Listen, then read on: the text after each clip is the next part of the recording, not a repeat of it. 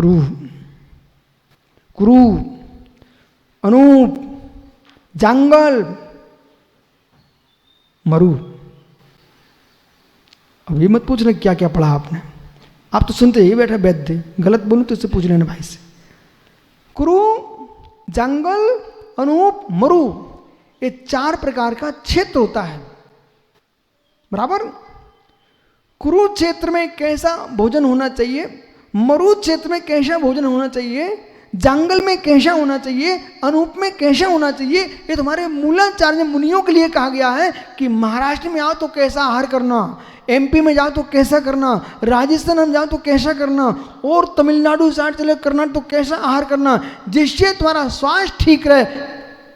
ऐसा नहीं कि आप अपने अनुसार, देखो मौसम और क्षेत्र के अनुसार भी चर्या करना पड़ती है। ऐसे ही श्रावक के लिए वैद्य के अनुसार ही आपको औषधि का प्रयोग करना चाहिए, अन्यथा वैद्य की आवश्यकता क्या। जैसे बिना वैद्य की सलाह के औषधि खाएगा कुमर्ण कर लेगा, ऐसे बिना गुरु के प्रायश्चित शास्त्र पढ़ लेगा। ग्रंथों में लिखा है, असंख्यात लोक प्रमाण अद्वैसाय स्थान है, जितने तुमने पाप कर डाले, माताओं शरीर से कितने से पाप किए, वचन से कितने पाप कर डाले, और मन में कितने घोर घोर पाप कर डाले, उन सब की तुम आलोचना नहीं कर पाओगे, न गुरु प्रायश्चित दे पाएंगे। चित्त की विशुद्धि जिससे उतना प्रायश्चित होता है, तुमने पढ़ के बैठ गए, उसमें पंचक पंचक लिखा था, एक साथ 5 उपास करना ही है आपको, ऐसा प्रायश्चित लिखा था। अपराध किया तुमने गर्मी में, वो पढ़ के बैठ गए हमें तो शुद्ध होना है, और 5 उपास करने बैठ गए, मालूम चला 6वें दिन अर्थी में चले गए।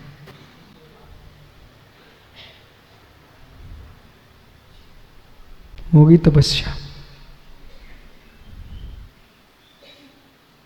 होगी तपस्या। हे मुनिराज, आपसे धर्म की प्रभावना हो रही है, चारित्र का पालन हो रहा है, चित्त की विशुद्धि के लिए प्रायश्चित है, गुरु क्षेत्र देखेंगे, काल देखेंगे, मौसम देखेंगे, तुम्हारी योग्यता भी तो देखेंगे। मोटे तंगड़े हैं यशोदा जैसे उपास करवा दो,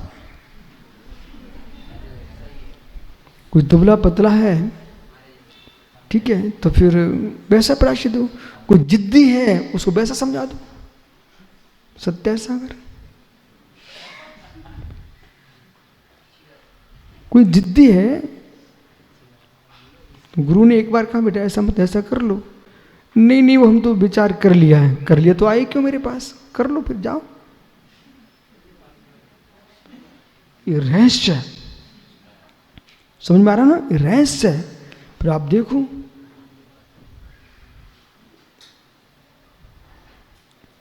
द्रोणगिरी के चातुर्मास में 1992 में मैं आचार्य के पास गया, गुरुजी उपास दे दो। ऐसे नहीं बोलते आज हमारा उपास है प्रत्याख्यान है, तो आए क्यों हो, जब है ही तो जाओ। बड़ी होशियारी दिखा रहे हो, बोले आज प्रत्याख्यान है, जाओ कर लो ना, जाओ जाओ जाओ करो करो। मैं गया गुरुजी के पास, बोले गुरुजी उपास करने की भावना, गुरु गुरु होते उन्होंने देखा, बोले आज आपको उपास नहीं करना। ठीक, क्यों, क्या कुछ ना, नहीं करना नहीं करना। मालूम हुआ क्या, उसी दिन जुड़ चढ़ गया, गुरु बुद्धि विशेषता, बुखार आ गया। अब शाम को बोले खुश होकर के, देखा हमने इतनी सीखा था प्रमोद, इतनी सीखा, मात इतनी सीखा है, ग्रस्त हो माता पिता की बात नहीं टालना, साधु हो गुरु की बात नहीं टालना, बेटा तुम आकाश को छुओगे।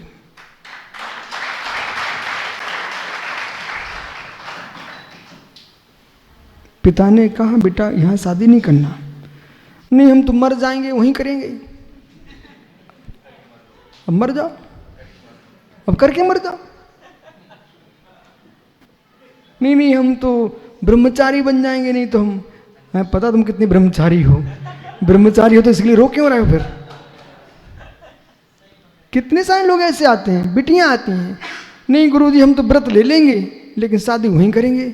तुम बहुत व्रती हो, समाज की धर्म की नाक कटवाने के लिए खड़ी हो, वो करे हम व्रती बन जाएंगे, व्रती बन जाएंगे तो मानो बात ना, पिता रो रहा है फूट फूट करके, बेटे वहां मत जाओ और तुमको तो वहीं जाना है।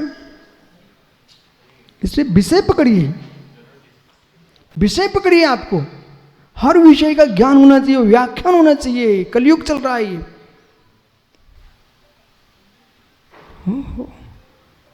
माता पिता की अनुमति से जाओगी, कल कुछ हुआ ना तो तुमको कम से कम मौका तो मिलेगा पिताजी से को कहने का, आपने तो कराया था। समझ रहे? अपने मन का करके आ गए, अब कोई विषमता खड़ी हो गई, अब फूट फूट के रो रहे हैं। अब क्या होता है? सुन रहे ना वीर, खड़े हो जाओ।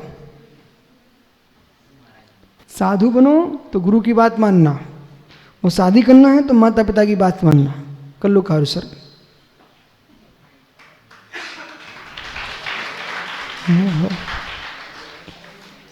एक घर सुरक्षित कर दिया ना सागर, हाँ, बैठ जाओ।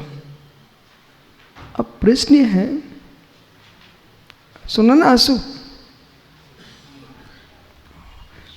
बगल के भाई से बोल देना प्रशांत, खड़े हो जाओ। बात तो सुन ली आपने, नमोकार पढ़ लो 9 बार।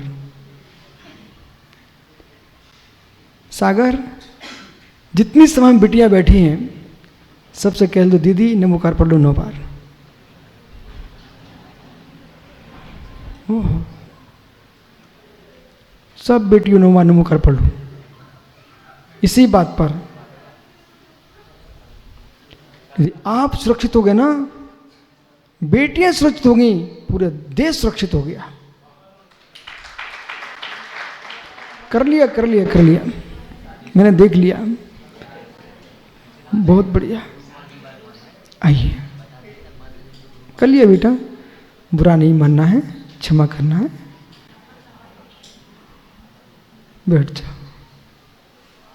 ये तुम्हारा क्या विचार चल रहा है? करो कार्य सर। आइए, कार्य मांडवी को अब सुनिए। आप सोचो, समय सार चल रहा, यही समय सार चल रहा है। यदि ये नहीं बचेंगे तो समय सार ग्रंथ की रक्षा कौन करेगा?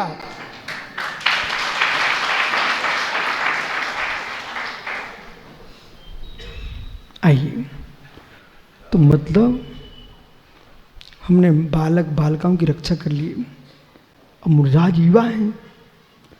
और एक मुनि बनना कोई सामान्य विषय नहीं है। तुम्हें संख्या दिख रही है, आज क्या है ना, नादिनी में हाथी है, तो नादिनी के बच्चे बुजुर्ग सब ये भट्टाचार्य खेलते रहते उसके साथ। हो, अब क्या है ना, इसलिए इनको कोई कीमत समझ में नहीं आती। कोई भी कार्यक्रम है, जरा सा जाओ अपना हाथी ले चलो। बेटा हाथी ना होता, वो कहीं से मंगाना पड़ता ना, तो यही मार साहब कहते अब बिना हाथी कर लो ना। बोले क्या है, 1 लाख मांग रहा है, बराबर। और सामने है तो कोई कीमत नहीं कर रहा भाई, समझना ध्यान से। आप तो पूछो ना आचार्य सरस्वती साहब महाराज जी से, हाथी मंगाया था, हाथी नहीं दिया, उन्हें हाथी मंगाना पड़ गया ना। एक तुम्हें हाथी बना दिया उन्होंने। समझ बालक। अब ये बच्चा भट्टारक बन गया।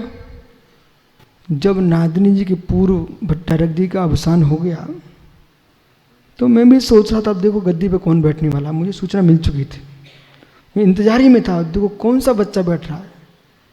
जिनसेन, लक्ष्मी सेन की पर भी और ये जिनसेन पर भी।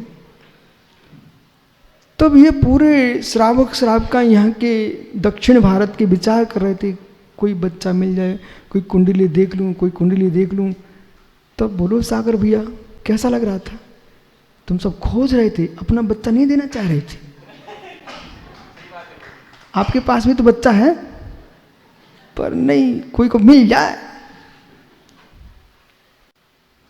मैं सबके मन की बात जानता हूं, आप टेंशन मत लेना।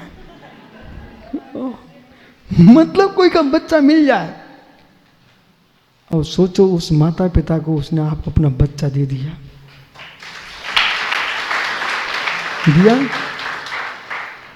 घर में कोई दूसरा बच्चा भी नहीं है, तब भी उन्होंने जिन शासन की रक्षा के लिए अपना बालक सौंप दिया। तो वहां अब भट्टारिक बन गए। अब बेचारे नांदनी की गली में इधर से उधर घूमते रहते। कोई समझो ऐसे ही है, ऐसा नहीं होता। अब विषय यहां पकड़ना ध्यान से। ये 26 मुनिराज है यहां, ठीक है। ओह, ते गुरु मेरे उर्वसों भव जल तारन त्याज, आप उतरे और तारे ऐसे श्री ऋषराज। पंडित भूधरदास, पंडित धोराराम, पंडित बुद्धजन, बनारसी दास, बड़े बड़े उत्तर भारत में पंडित हो गए। दक्षिण भारत में कवि रन्न, कवि पंप, मित्र, कवि रत्नाकर, बड़े बड़े कवि हो गए दक्षिण भारत में। दक्षिण भारत में जैन कवियों के साहित्य को अलग कर दिया जाए तो दक्षिण का साहित्य खोखला हो जाएगा, कुछ बचेगा ही नहीं। कवि रन्न, कवि पंप, माँ, सुनो ध्यान से, एक अतमब्बे नाम की माँ हुई है दक्षिण भारत में, कर्नाटक में। उसने ज्ञान चिंतामणि पुस्तक निकली है। मालूम उस माँ ने कवियों को पाला है, और जितना शांतिनाथ पुराण लिखवाया, जितना वो उसका भजन होता था ना कवि का, उतना उसको सोना भेंट में दिया है। इतनी महिमा थी कवियों की, लेखकों की। आज देश सुरक्षित है यदि सेना के बल पर है, राज्य के बल पर है, तो विश्वास मानो साहित्यकारों के बल पर भी देश सुरक्षित है। कवियों की महिमा को कम नहीं किया जा सकता।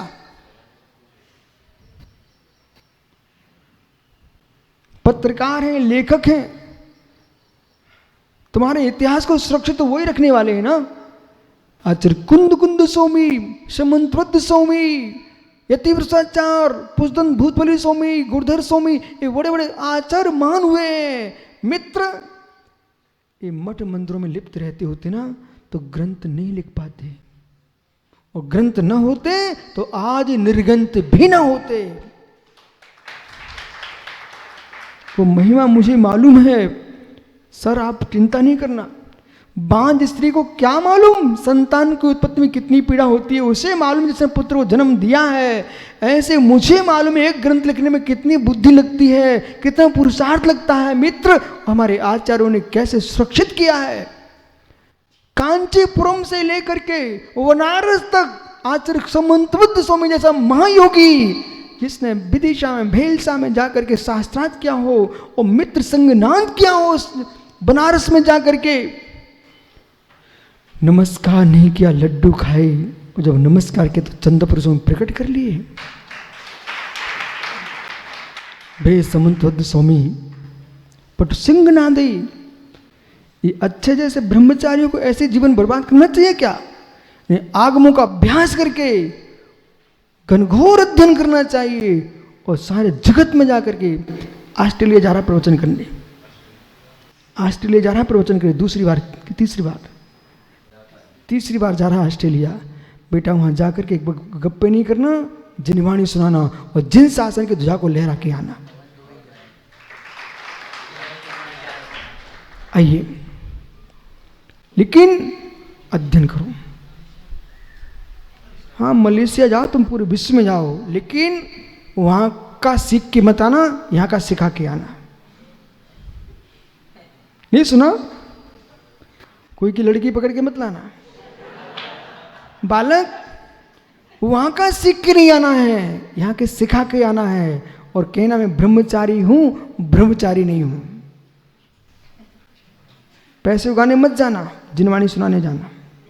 कुछ लोग इसलिए जाते मात्र पैसे बटोर के लाते हैं, मैं दोबारा कोई नहीं बुलाता उनको। फिर आइए, रवि क्या सोच रहा है, हमें भेज दो लंदन। आओ बालक, समझ में आ रहा है आप सबको? समझ में आ रहा है ना? ये वास्तव में मैं ऐसे बोल नहीं रहा हूं, ये हो ये रहा है कि कोयल बैठी थी सागर एक मुड़ेर पर। मुड़ेर समझते ना? ये भवन की ऊपर दीवार, छत पर मुड़ेर पर बैठी कोयल शांत बैठी थी, लेकिन सामने आम में बोर दिख गए। आम अंबूचा,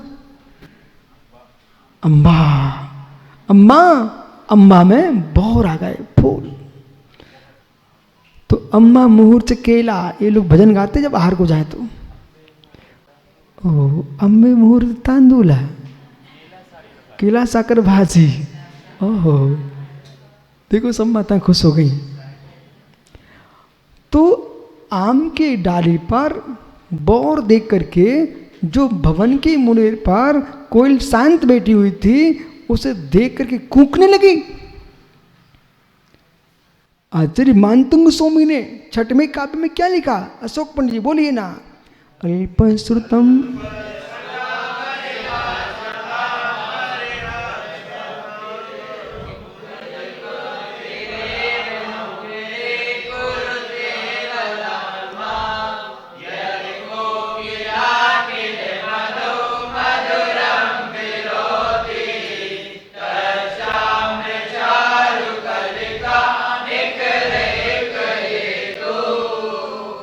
जैसे कोयल आम के बौर को देख करके कुहकने लगती है, आम मंजरियों को निहार करके कोयल कुहकने लगती है, ऐसे प्रभु आपके चरण कमलों को देख करके मैं अल्प श्रुतवान होकर के भी मैं कुहकने लगता हूँ, आपकी भक्ति करने लगता हूँ।